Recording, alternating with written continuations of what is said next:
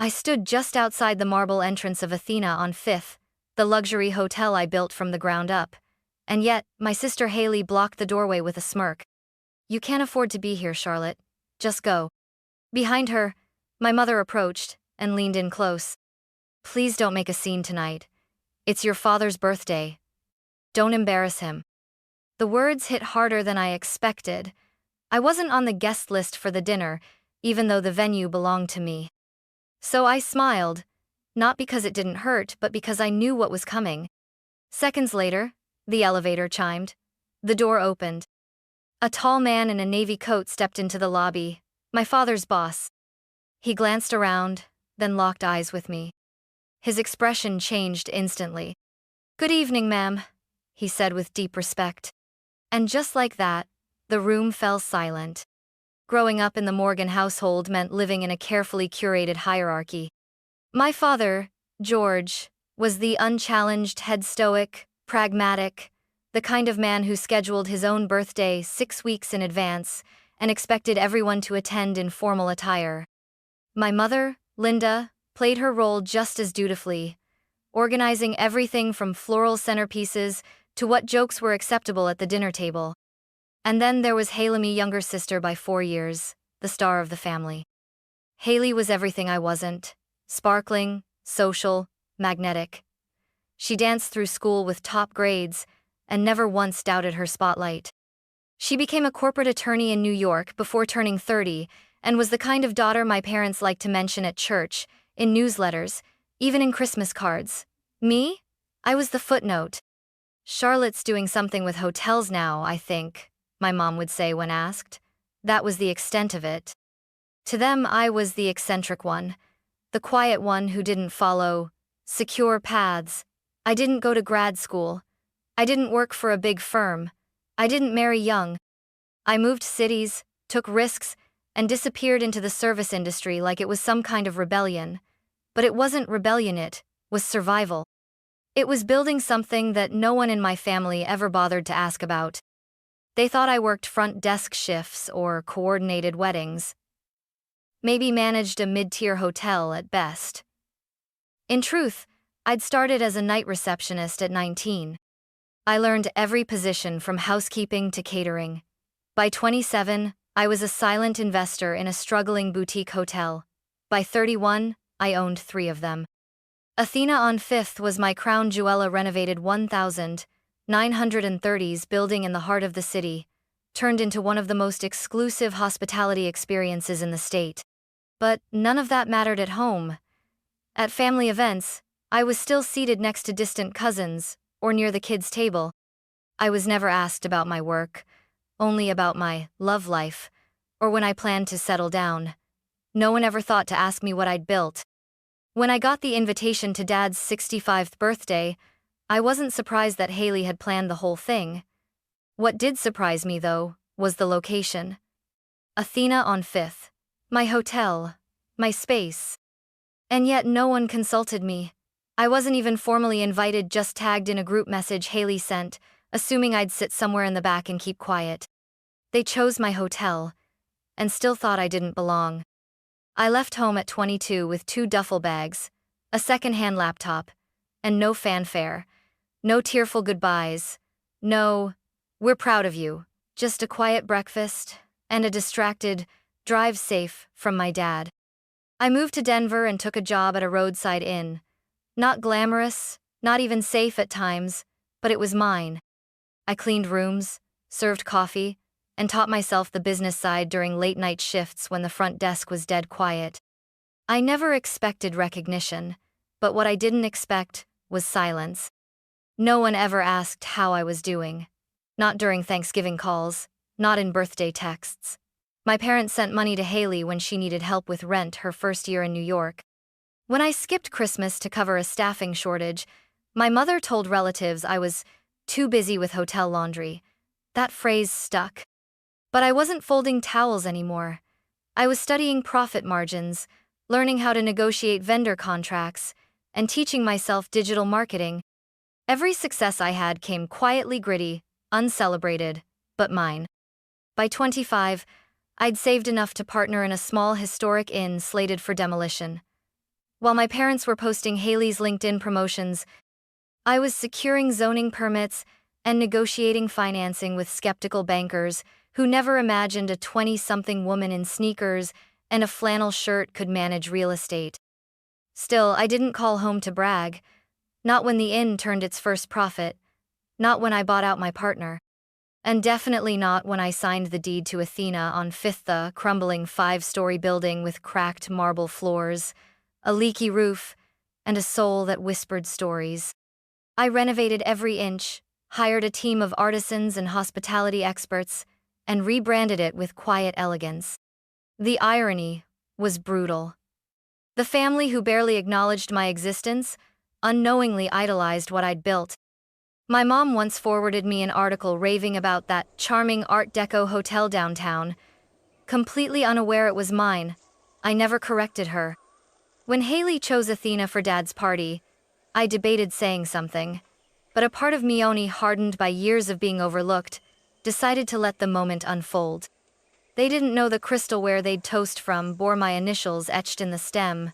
They didn't know the art on the lobby walls was handpicked by me, or that the wine pairings came from my private collection. They didn't even know the woman they treated, like a family afterthought, was the same woman who signed every paycheck in that building. It would have been funny if it hadn't hurt so deeply. No one asked where I'd gone for 10 years. No one knew where I'd ended up. But on that night they would. Athena on Fifth wasn't just a hotel. It was a restoration of something no one believed in just like me. The building had been abandoned for years when I first stepped through its broken glass doors.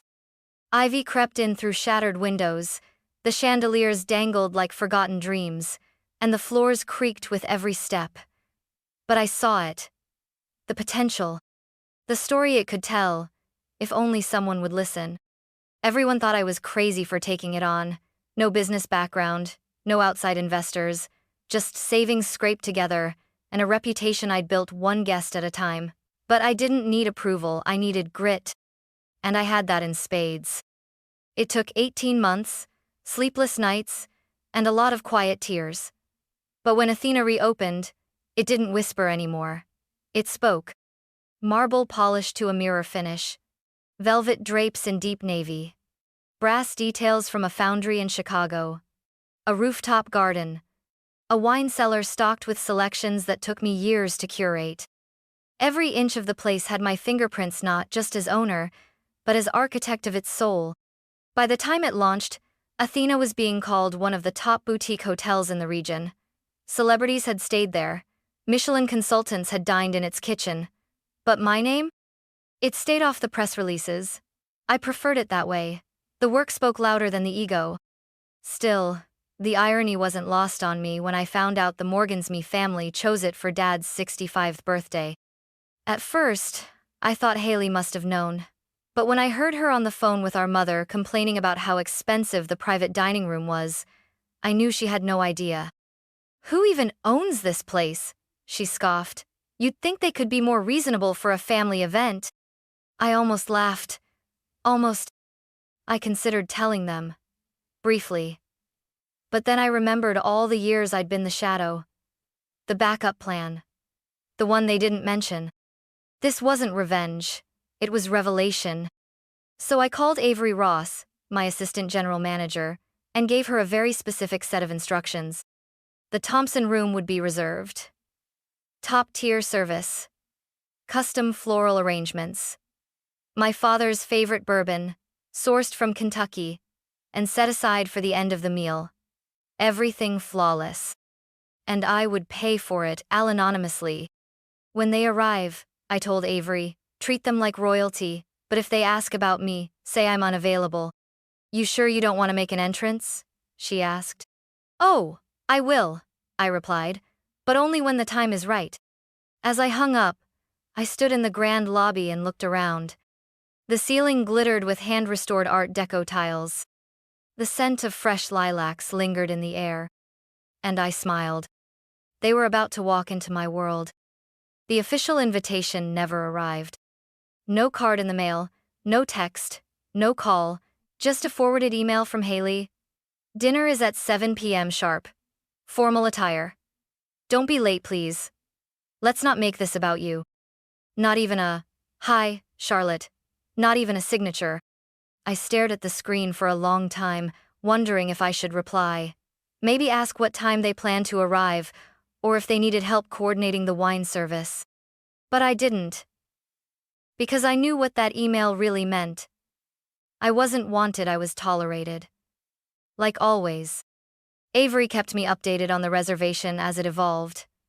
Haley added people last minute, changed the floral arrangement 3 times, and haggled over the per-head cost like she was shopping at a flea market. She's asked for a vegetarian amuse, bouche with wow factor that doesn't involve mushrooms, Avery told me, barely hiding a grin. My mother had also called to confirm someone from the staff would be available to take pictures of the family. Nothing too dramatic, just tasteful candids. Oh, and could they avoid photographing Charlotte if she shows up? It's complicated. When Avery repeated that back to me, I felt a familiar ache. Not rage, not even hurt. Just exhaustion. I had spent years fighting to build something beautiful and somehow, I still made them uncomfortable. I chose not to tell my staff who the family was. Not yet. There was power in restraint, in allowing the assumptions to unfold naturally, in letting people reveal how little they really knew. The night before the dinner, I stood alone in the Athena's rooftop garden. The string lights swayed softly in the breeze, casting a golden glow over the tables below. From up here, the whole city felt quiet, manageable, mine. I poured a glass of wine from my private cellar and sat down with a blank notebook. On the first page, I wrote a single line. Being underestimated has a price. It wasn't a warning, it was a truth. A cost I had paid again and again until I learned to stop seeking permission to exist. I still wasn't sure what I'd do the following evening. Part of me wanted to show up, dressed to the nines, and make a scene Haley would never forget. Another part of me, the one that had grown stronger with time, didn't need theatrics. The moment would come on its own. I didn't need to force it. I closed the notebook and looked out over the city. Somewhere in a sleek downtown office, my father was probably wrapping up his last meeting of the week. He had no idea the dinner tomorrow would be hosted in the lobby of the empire his daughter had quietly built. No idea that everything from the hors d'oeuvres to the champagne to the artwork on the walls was curated by the daughter he rarely called by name. And still, I was not invited. The night of the dinner, I didn't arrive through the staff entrance. I took the front steps, just like every other guest. The lobby of Athena on 5th shimmered under soft gold lighting, candlelight flickered in glass wall sconces. A string quartet played gently in the background. Guests in gowns and tailored suits milled about, glasses of champagne in hand. I'd chosen a sleek, tailored black gown with a high neckline and low back, elegant, understated, commanding. My heels clicked sharply across the marble as I approached the check-in desk, where Avery stood waiting. She gave me a discreet nod. The Morgans arrived 15 minutes ago. Your sister has already made 2 complaints about the lighting and 1 about the temperature of the wine. I smirked. Of course she has. I have Michael on standby just in case. I won't need him, I said. Unless someone tries to block the owner from entering. Avery smiled but didn't reply. I turned toward the dining wing just as Haley stepped into view, perfectly timed, as if the universe wanted to test my patience. She wore a satin emerald dress, and the same smug smile I remembered from every school play, every graduation, every birthday I dared to celebrate in her shadow. When she saw me, her expression hardened. "You're really here," she said, arms crossing. "Why wouldn't I be?" I asked calmly. "It's Dad's night, Charlotte, not yours." She glanced around, scanning for staff. "You can't just stroll in uninvited." "I'm not crashing," I said. "I'm simply entering my hotel." That made her laugh too loud, too sharp. "Your hotel? You're delusional." Then came the line that stuck with me. "Honestly, Charlotte, you can't even afford to eat here." And that's when our mother appeared, clutching her beaded clutch like it held the last ounce of her patience. She didn't say hello, didn't ask how I was. She just leaned in and whispered with a cold smile. Don't embarrass your father tonight. Please. We've worked so hard on this. Worked so hard. As if I hadn't spent years rebuilding the very building they now dined in.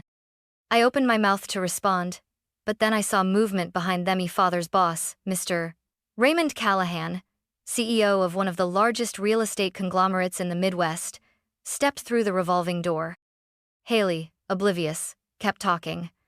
Look, if you want, maybe I can ask one of the waitstaff if there's an extra seat near the wall. Just don't make this a thing. But Callahan was already walking past her. Past my mother. His eyes landed on me. He stopped. Miss Morgan? He said with a slight bow. I didn't expect to see you here. Haley froze. Yes, I replied evenly. It's lovely to see you, Mr. Callahan. He smiled warmly. Likewise, thank you again for hosting us in such a remarkable venue. Then, loudly enough for everyone in the lobby to hear. Good evening, ma'am. The word echoed. Polished, respectful, definitive. And just like that, the room fell silent. The word ma'am didn't just echote, detonated. It hung in the marble air, cutting through the gentle music, slicing past the murmurs from nearby guests, and landing squarely between Haley's perfectly arched brows. My sister's mouth parted, but no sound came. Her brain was clearly scrambling, trying to reconcile two opposing truths, the woman she had just mocked and dismissed, and the one being greeted with reverence by her father's CEO. My mother, still clutching her clutch, blinked rapidly. Her smile vanished. She turned to Mr. Callahan, with a mixture of confusion and attempted poise. You know Charlotte? She asked, voice tight. Mr. Callahan smiled politely. Yes, of course. We've worked together on 2 luxury developments in Chicago and San Diego. Brilliant strategist.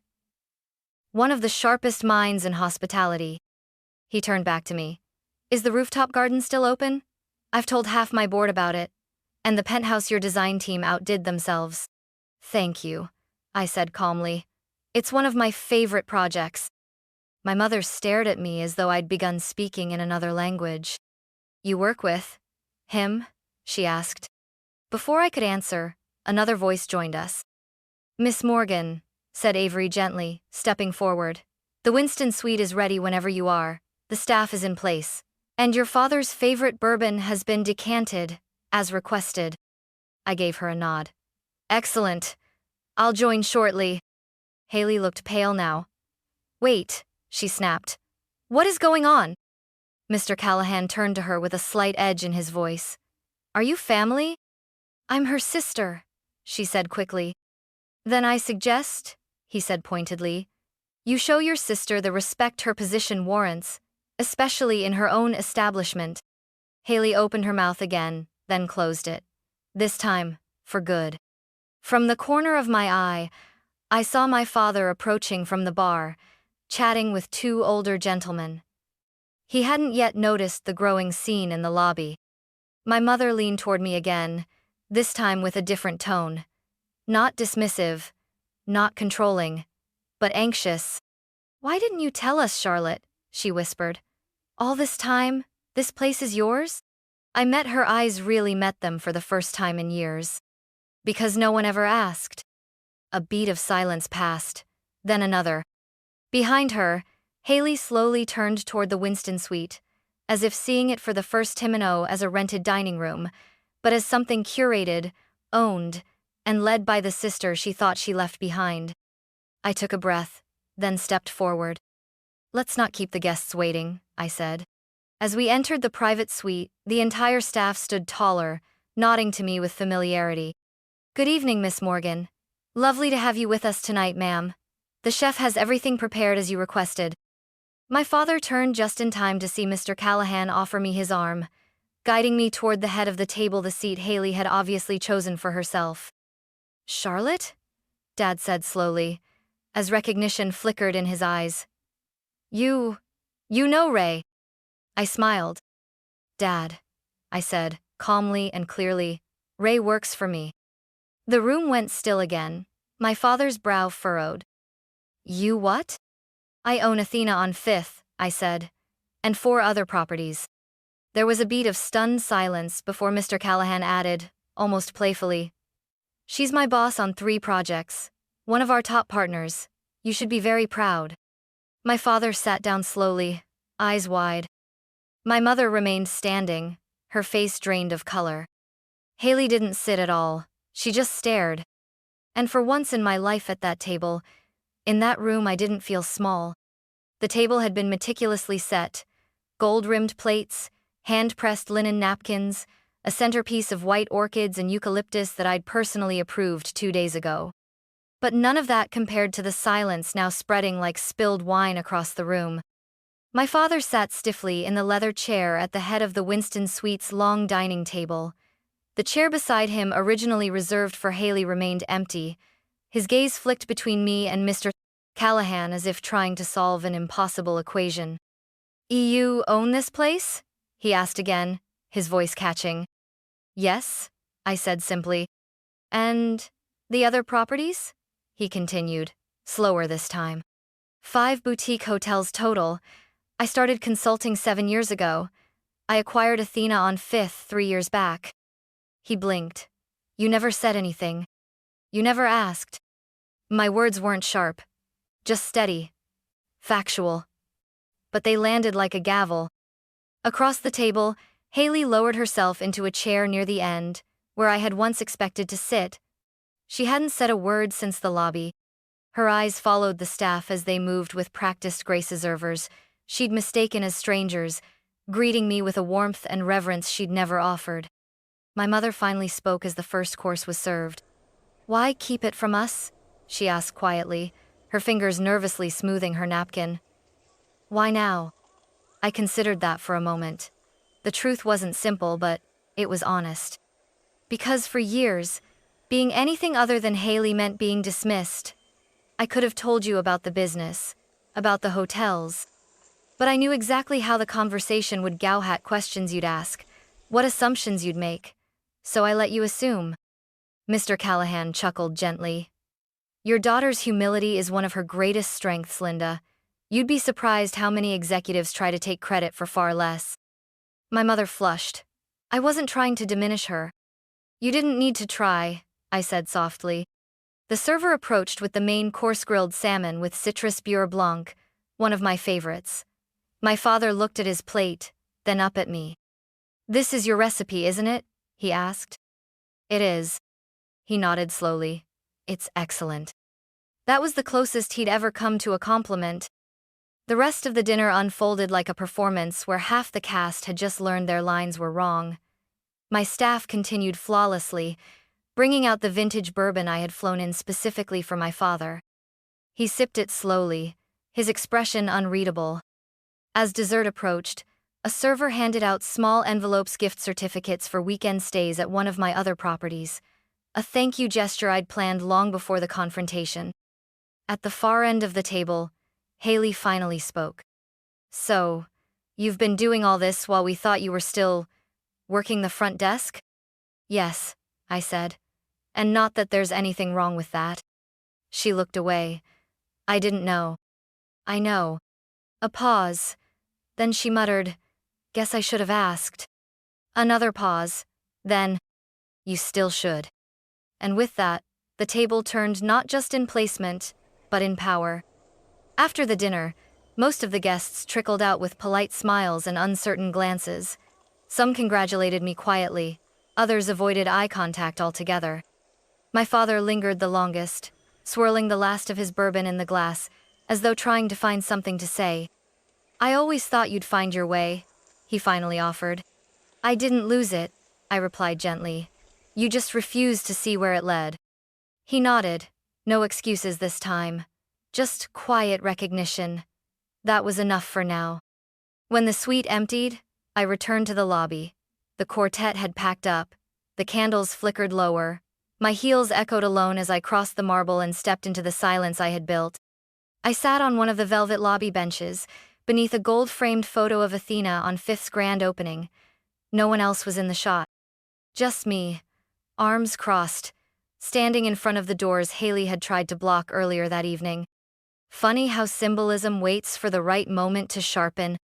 Avery appeared beside me, handing me a folded linen napkin with a tiny smirk. Inside was a note from the head waiter. Your family dines well, but you command the room. With respect, Leo. I smiled, then exhaled deeply. That was the thing about being underestimated. It wasn't just the sting of exclusion or the silence at family dinners. It was the constant labor of proving your value in a room full of people who were already convinced you had none. But tonight, that work stopped. Tonight, I stopped shrinking to fit their narrative. Being underestimated had a price, and I'd paid it in patience, in time, in nights spent building instead of begging for recognition. But it also bought me something more permanent: clarity. From now on, I would no longer allow their version of me to overwrite the truth. I wasn't the disappointment. I wasn't the failure. I was the architect. Of this hotel. Of this legacy. Of my own damn story.